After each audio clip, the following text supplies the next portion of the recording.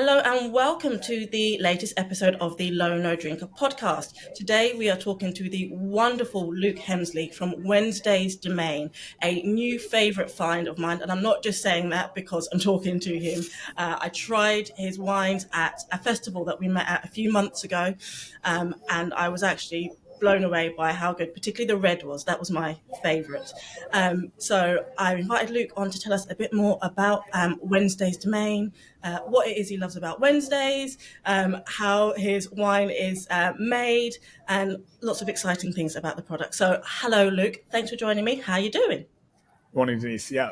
Thank you for having me. It's a real pleasure to be on the podcast. How am I doing? I'm doing very well, thank you. As an alcohol-free wine business, January is incredibly busy. We also touched on before the episode that we've got a newborn daughter at home as well. So lots going on, but all very exciting.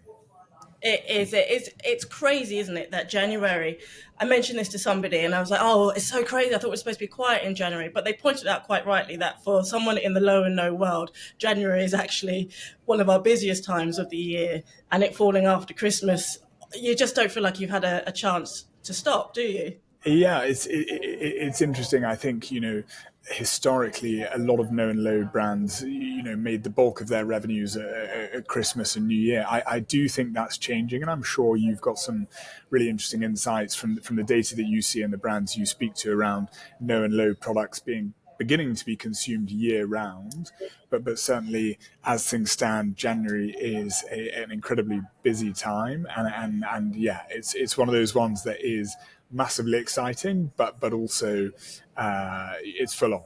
It's definitely It full is. on. It is. So tell me about these wonderful wines then. Let's start at the very beginning. So Wednesday's Domain is a collection of some fantastic, do you prefer the term alcohol-free, non-alcoholic? How do you describe your wines to people? Yeah, it's interesting. I mean, this is certainly a debate that's raging and continues to rage within the no and low space. I think legally we're probably meant to call them non-alcoholic. I prefer the term alcohol-free. I think it has more positive connotations. So we will always call them alcohol-free wines or alcohol-free wine alternatives. In terms of the business itself, is it worth me giving you kind of a minute or two on the backstory and where the business came from? Absolutely.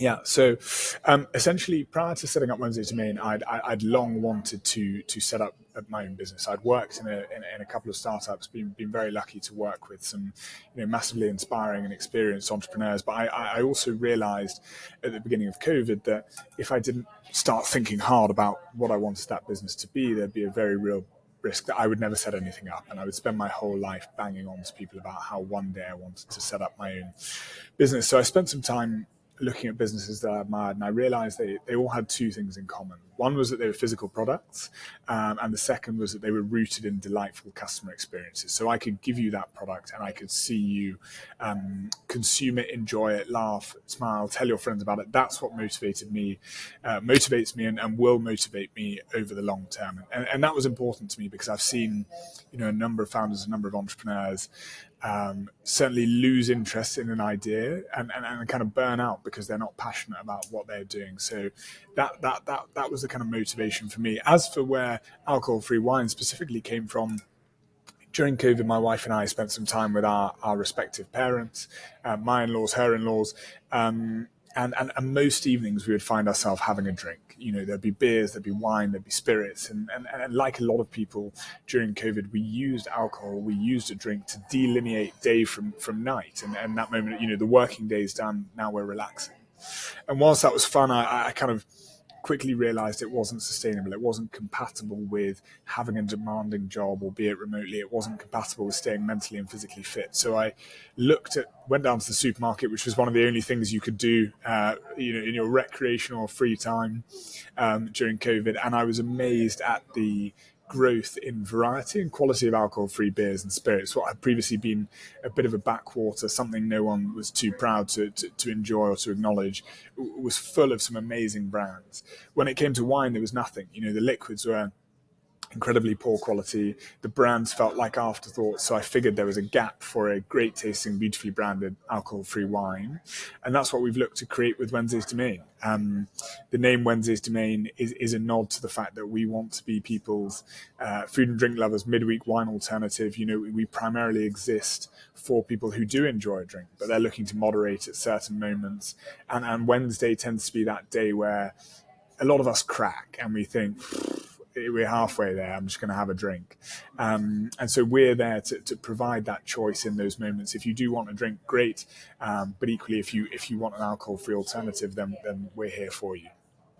Yeah, it's that hump day, isn't it? It Wednesdays has is. always been known as hump day, and it's just one of those monikers that we give, I think, to find an excuse to go and do what you want to do. Um, Absolutely. and I think what's really important is you're addressing an area that not many people look at. In fact, in terms of that midweek relief, that I'm having a tough week, I am really stressed, I do want to unwind, or I do want a midweek catch up with my partner or my friends, and I want something, but I've got a meeting in the morning, I've got Yeah. work to do, I've got kids to take to school. So, having something that is just for those times is quite rare and unique.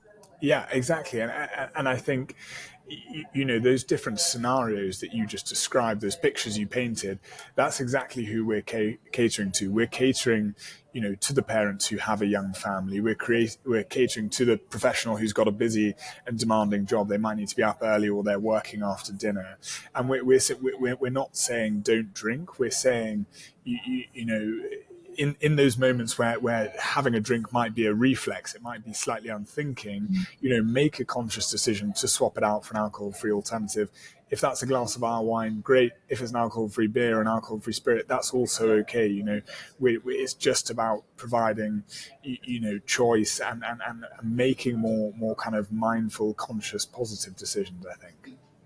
I love that because that's very much the message that I am hoping to portray with the magazine, which is not to demonize alcohol, not to be anti-alcohol, not to tell people about the dangers and the medical facts, and because I think people already know this, right? I think if you're old enough to be considering your relationship with alcohol, then you're old enough to know the good and the bad sides of it. Um, Instead, it's about giving people a alternative and a choice that they can make that up until recently, we've not really had. We haven't had many choices other than get pissed or drink a Coca Cola. And those are rubbish choices.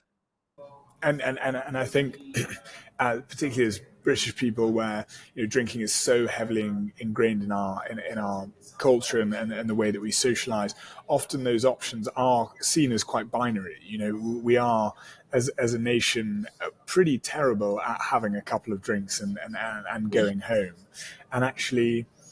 You know, you will have discovered this and probably know this far better than I do through the work that you do with the magazine. But you know, so much of having a drink is the ritual, is the experience, whether that's having a bottle of wine at home, you know, taking something from a shelf or a cupboard, opening a cork, pouring a glass, sitting down, or meeting a friend in a pub or a bar after work and having a pint.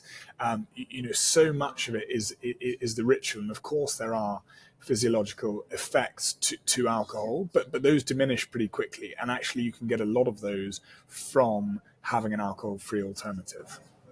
Absolutely. It's that coming together, isn't it? It's that's what we initially used alcohol for, is to bring people together. It's to create that community. It's just that in, the last few decades where it's been taken to the nth degree, and you're right, we are very bad at that, just going for one, you Yeah. know.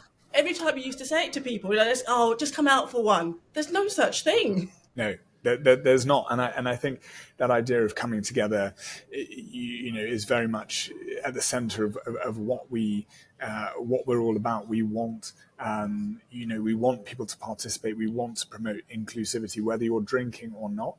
There should be a kind of universality of experience. You should be able to sit around with friends, you know, at a restaurant, at someone's house, and feel like you're on the same plane. I think you know, having this conversation in January is a really interesting one because a lot of people doing dry January will actually stay away from pubs or bars or restaurants because they don't feel that they can go out and you know have a drink or have that experience. And I think that's where alcohol-free options have such an amazing role to play, because the more people that experience them, the more people that enjoy them, you realize actually you can get almost everything that you want from a drink in an alcohol-free alternative. I agree 100%. And it is such a shame that people will just stay at home. They will just hibernate when they're not drinking. I have a friend who is exactly the same. He goes on these throughout the year. He'll take 2 weeks, 3 weeks, a month, whatever, off booze, but he won't meet me. He won't catch up with me. Yeah. Because he doesn't want to go to the pub if he's not having alcohol. And then Yeah. he doesn't see the point in going for a coffee just to go out. And I'm trying to get him to understand that it's okay. You can go to the pub now and have an alcohol-free beer and still sit in there and, shoot the breeze and do all the things that we used to do. And I think now that there are more options coming into play, there Yeah. are more beverages that people can have. There are some amazing numbers out there about the amount of pubs and bars that are closing every month in the UK. And I love pubs and bars. Yeah, Just because I same. don't drink alcohol doesn't mean I don't want to go to them. And there's some amazing figures about the amount of people who, don't order alcohol-free drinks in pubs and bars because they don't know that the option is there, or they can't see it. It's at the back of the bottom of the fridge, or the bar staff don't know very much about it. And some 40% of people or so would say that if the bar staff were to tell them about these drinks, were to say, look, you're not drinking, great, you can have this alcohol-free beer, you can have a glass of Wednesday's Domaine, that those people would happily pay to have that alternative rather than sit there with a glass of water. They just don't know that they can have it.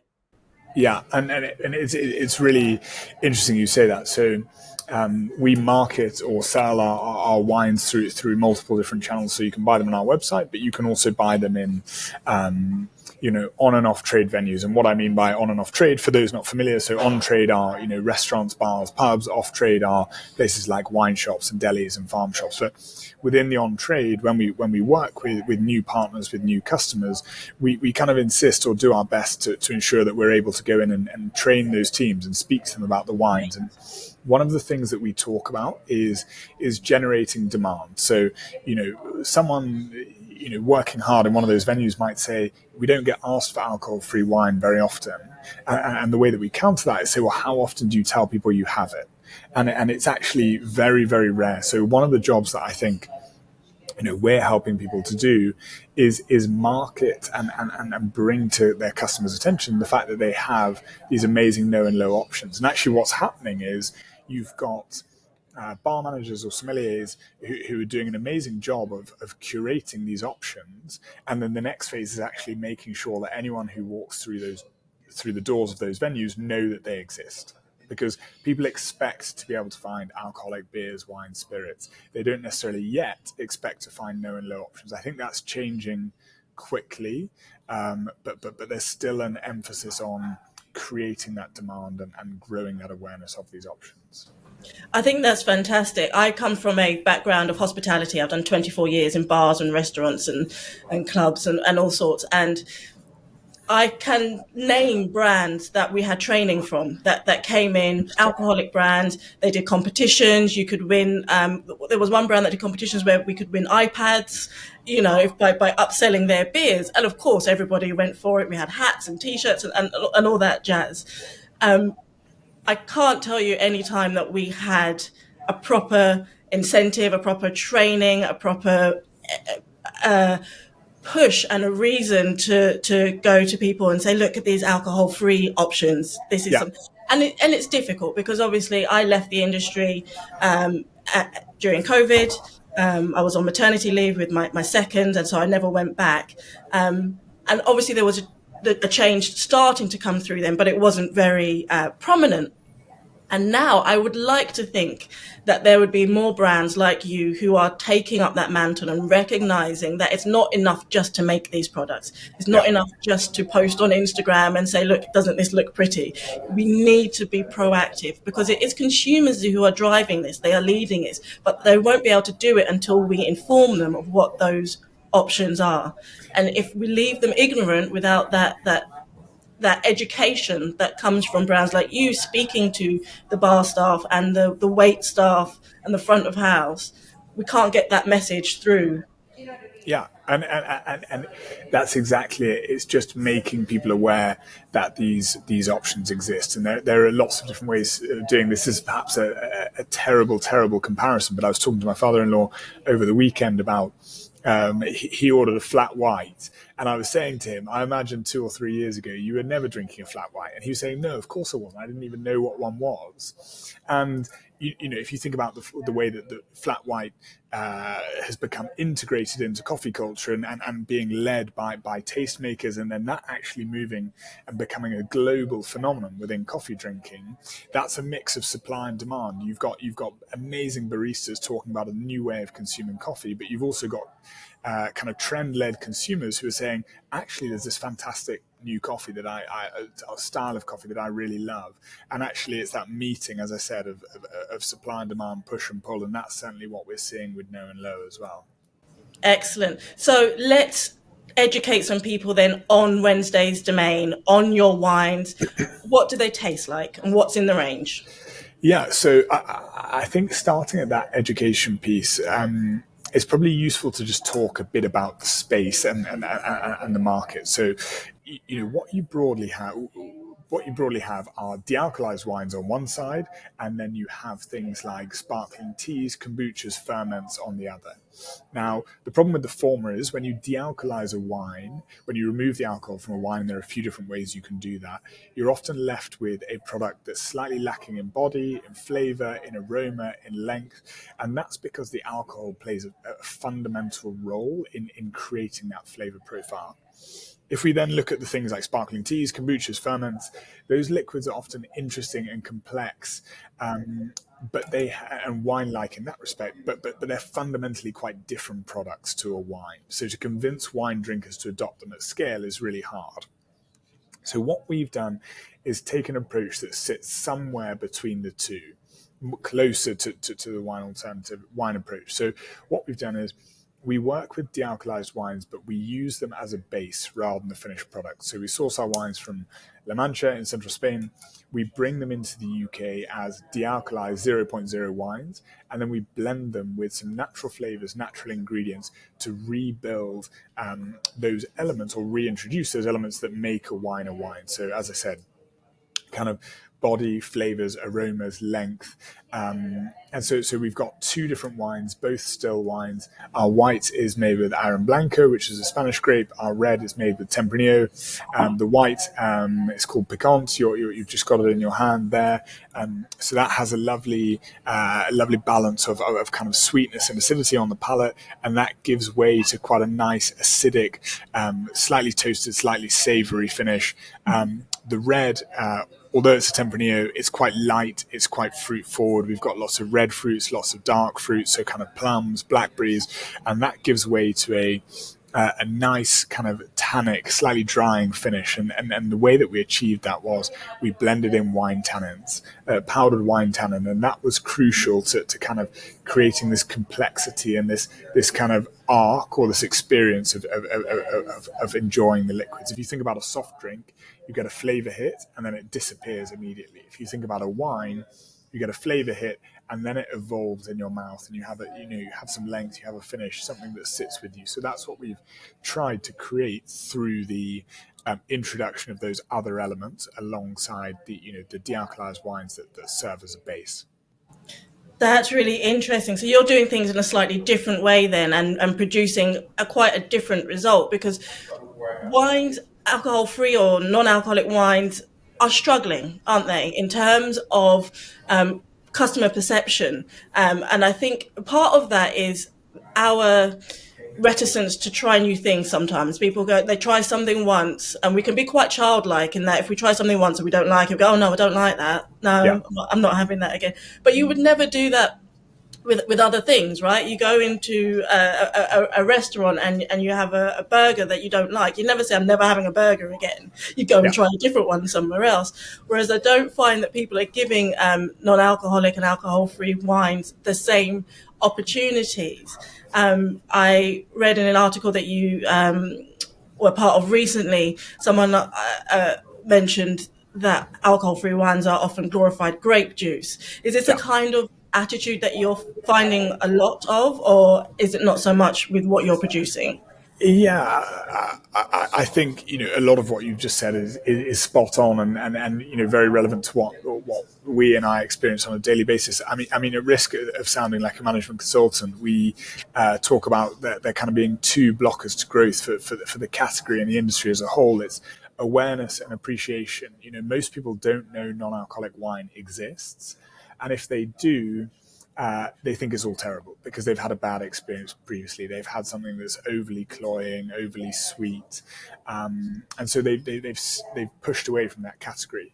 The good news is most people thought that about non-alcoholic beer as well, and look at that now. That is, I would say that 2023 was probably the year that non-alcoholic beer crossed into the mainstream, and I really do feel that that's happening with non-alcoholic wine now, and I suspect 2024 will be the year that similarly pushes into the mainstream. Of course, we have problems, not problems. We get feedback around, this is just grape juice, or what's the point? I don't get it. I think wine also has another challenge, which is especially relevant for us when we have one white wine, one red wine. Everyone's reference point is their favorite alcoholic red or white wine. Yes. And the sheer variety of wines that exist, whether that be grape varietals or styles or blends or ABVs, whatever it is. And if you match that against people's, flavor preferences or taste buds or taste profiles, that is a nigh on impossible task, because someone comes into it and wants it to taste like a Pinot Noir or conversely like a Malbec. So there's always going to be that difficulty that we face. So one of the things that we've got better at and become bolder with as a brand is kind of signposting what our wines are and what they aren't. So saying, if you like this, Wednesday's Domaine is going to be for you. If you like that, Wednesday's Domaine is not going to be for you. We'd love the feedback, and we will get there, and we will release new wines and develop new products, but this might not be for you right now. And I think being bolder in that has certainly helped us and certainly helped our customers in signposting whether the product is for them or not. I really admire that, because I think a lot of people in all sorts of businesses try to reach everyone. Yeah, And if you try to serve everyone, you won't serve anyone, because the old adage that you can't please all of the people all of the time is yeah, very much true. But you can please some of the people some of the time. And if you make it clear to those people what your wines are, what the flavor profiles are, what the experience will be, and who you're trying to serve, then those are the people that are going to find you and appreciate you. So I commend you for doing that, because it's quite brave as well. A lot of people aren't prepared to say, "Oh no, this isn't for you." But there's nothing wrong with that. There's nothing wrong with being open about that. and it's worth saying, Denise, that is something that has evolved over time. We definitely didn't come out of the gates like that. It's a process that has kind of developed as we've had lots of different conversations with people drinking our wine in their homes, people drinking in restaurants, working with sommeliers, working with bar managers, and just understanding that. And I think my role principally is to kind of gather all that feedback and help us to navigate that path, and seeing where we say, no, we're holding firm, this is who we are, this is how we operate, and saying, actually, or conversely saying, yeah, we might need to change that. I wanted to ask you about food, Yeah. because I notice you speak a lot about food. It's clearly a passion, whether it's just yourself personally or the team that you work with. You do some wonderful images of your wines with some great spreads that always make me both equally hungry and thirsty. So tell me about the relationship with Wednesday's Domain and food, and some pairings that you might suggest for people to try with the wines. Yeah, and first of all, I'm glad to hear that you like the imagery and the photography.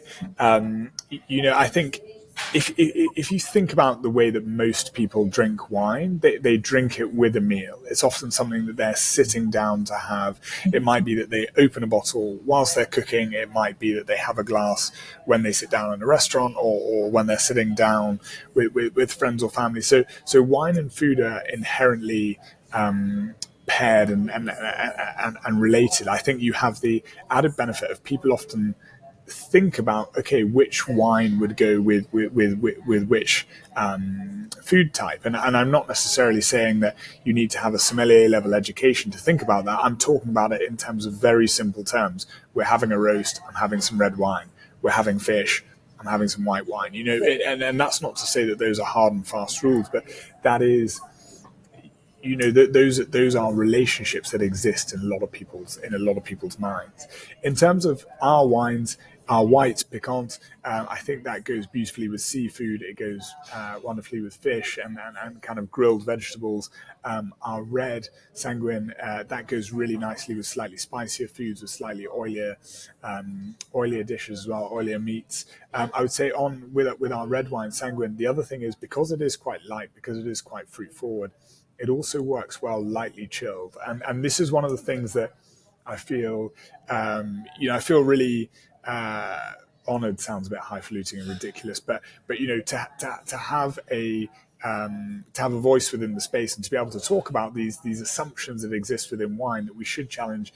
I think more and more people are getting into chilling their red wine and saying, well, why can't I? And actually, that's one of the things that we absolutely love being at the forefront of, and having a voice in the space to promote is, enjoy your wine how you want to enjoy your wine. And if it is slightly warmer outside and you do want to chill it, then great. Equally, if you want to have it at room temperature as you normally would, then that's fantastic. One of our restaurant partners that we work with has a Wednesday's Domaine sanguine sangria, so red wine, alcohol-free red wine sangria. And I saw them recently, and I asked, has anyone been mad enough to order a alcohol-free sangria? And they said it's absolutely flying. So people are interested in experimenting. People are interested in working out where alcohol-free options fit into their lives, whether that's with food or otherwise. And I think that's wonderful, because one of the things that I think is great about alcohol free or low and no in general is that we're kind of, as an industry, we're kind of making up a new set of rules as we go along. So there's the things that we know, there's the habits that we've formed through years of individual drinking habits and how things are supposed to be done. But because there are new flavors coming out, because there are new ways of doing things, there are also new exciting flavor combinations, taste profiles, experiences, and ways of trying things that, you don't have to stick to having room temperature red wine only with steak. You can Yeah, have it slightly chilled with perhaps a slightly meatier fish dish. yeah. That's really exciting, isn't it? Being able to share these new ways of trying things with people.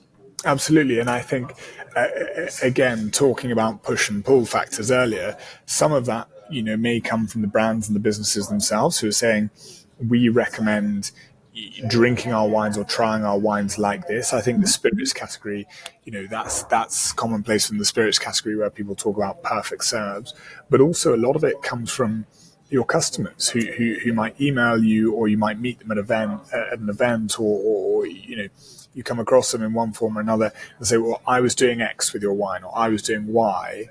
And you're like, great, that is fantastic. I love that you're, taking the time to think about these things and have the energy to experiment with these things, and, keep it going and keep telling us, because we're all for it.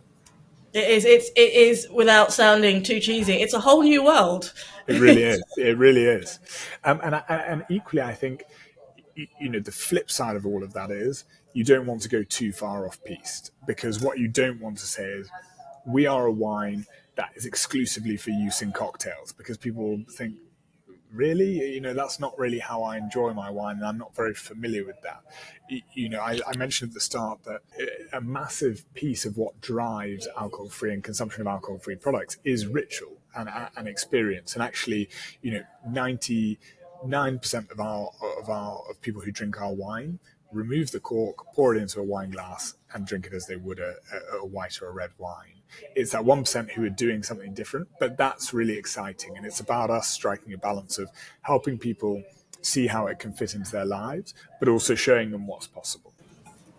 Fantastic. Luke, it's Been amazing talking to you about these wines. I think there's so much more that we could learn from you. The passion that you show is tangible almost in terms of the way that I think what you do really well is welcome people into this world with open arms and say, look, there's space at our table for you to sit and drink however you want for whatever reason, and it's not that people have to be teetotal to drink this. It's not that it's only for sober people. It's not that only for in recovery. It's if you want to try something different, if you want to have the same great experiences with the people that you love, but without the consequences of full strength alcohol, then here's a solution for you. And I think it's a great solution. So thank you. Thank you. And I actually, Denise, getting quite emotional hearing you saying that, because that is exactly what we're trying to create. And that's exactly spot on. So to hear that resonates with you and hopefully others is amazing. So thank you. I'm sure it will. I've got 2 questions for you before I let you go. The first is, the most important, is where would you like people to go and find out more about you, whether they want to buy some wines, they want to check out what's going on, where should we send people? So I think Wednesdaysdomaine.com is first and foremost where you should head to. We also have a lovely Instagram account, which is just at Wednesdaysdomain.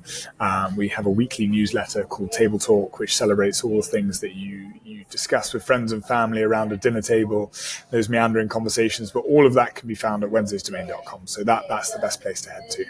Wonderful. And I'll put that all in the show notes for everyone so that they can hop on over to your website or your Instagram and get on the newsletter, because I'm on the newsletter and it's amazing. I love it. I love getting it. And it's not, as I said before, it's not just, telling you what to do. It's thought pieces and conversation. It's a little bit of whimsy. It's really nice. It's a great newsletter. Thank you. My last question is one that I ask everybody who comes on the podcast, and it is in the vein of spreading the low and no love around the world. So the question is, it's the weekend, it's a sunny, looking out my window at the moment, it's not very sunny, but imagine it's the weekend, it's a sunny day, you're off to a barbecue with the missus and the new baby, and you're bringing a couple of drinks along for yourself to enjoy. Other than the fabulous Wednesday's Domaine, what other low and no drinks do you like to enjoy on that sort of occasion? God, it's a good question. I mean, I would say my cupboards are ever expanding, and to be honest, my wife is going to be even more annoyed at me because I'll be packing in yet more drinks to our tiny cupboard. I think I would. I'm going to talk through a few options that I love. So I think I would be bringing a beer, because despite running an alcohol-free wine business, I'm probably a beer drinker at heart. So I would either be bringing, a Lucky Saint or a Days, or I actually love an Infinite Session, which I think is a cracking alcohol-free beer. I would probably be bringing a sparkling option. So I'd probably bring Real Drinks. They have some lovely sparkling teas that they make in their own fermentary, and I think their branding is beautiful. Peony Blush, which is their pink sparkling, is fantastic. And then I think for later on, I might actually bring Quarter, which I don't know if you're familiar with. So they make a 12% gin and 12% tequila. I actually bought my wife some of that over Christmas because, being a mother to a newborn baby, you don't necessarily want to be drinking a load over Christmas. And I think it allowed her to have that experience of having a drink, but also having something sessionable. So I think the third and final option I'd bring would be probably a Quarter tequila for anyone wanting a margarita the next day, wanting a margarita, but having something to get up for the next day. Good selection there. Great choices. I like the sound of that. I am familiar with Quarter. I haven't tried it yet, but I do want to, because I like that they have that sort of mid-range in terms of the spirits, or the obviously the 0.25% of the usual, like the Decim, which is a 10% spirits brand. Which I think we're going to start seeing a lot more of the mid-range coming through this year, and particularly with wines because of the duty changes, but with the spirits as well. And I mean, that feels like a whole separate conversation, but I think low Yeah. is a fascinating space. I think if you look at what someone like Small Beer has done in beer with their 2-3% options, very sessionable, perfect if you want that balance between, they're kind of perfect in certain moments. So yeah, I think low will um, grow and expand exponentially in the next few years. I think it's an interesting area, and you're right. It is probably for another conversation, but I think it's interesting because, in terms of the market, no is definitely leading the way. Yeah. In the low no market, people generally, if they're not drinking alcohol, they tend to go for no. But I think what's happening is that because people are now seeing that they have these options and that there is more out there, that low is starting to creep back up again, and that there are those that want to have, because no matter what processes people use, obviously with no alcohol, that taste of alcohol, if that's what people like, you can still Yeah. get it with the lower options like the 5% wines. Le Cap is a new Yeah. 5% wine. Nice have just brought one out at 3.2, I think, or 3.2. 3.4 maybe. Yeah, I Yeah. think you're right, Denise. Yeah. And then, like you say, Small Beer and Imposter Brew. So there is definitely a growing range. And I think that the more that enter that market, the more awareness there will be. And I think it's a case of timing. Our customers and consumers and drinkers generally are getting their heads around where non-alcoholic or alcohol-free options, no options, fit into their lives. And as I said earlier, I think that's now becoming mainstream.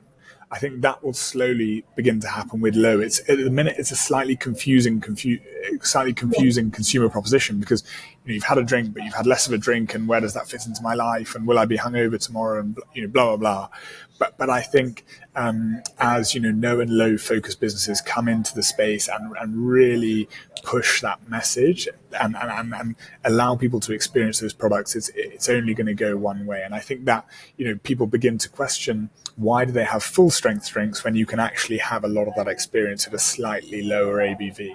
And I think to that point earlier around optionality and choice, it's just about having the right drink for you at that moment, basically. Absolutely. Very well said. Luke, thank you so much for joining me today. It's been a great chat, very eye-opening. And I think as I said before, I think you're doing a wonderful thing with Wednesday's Domain. And I look forward to seeing you grow and to continue to spread the word to everyone who's looking for that alternative. They haven't quite found it yet. It's definitely one that I recommend that people go and try. So thank you very much. Thank you, Denise, and thank you as ever for your support. You're very welcome.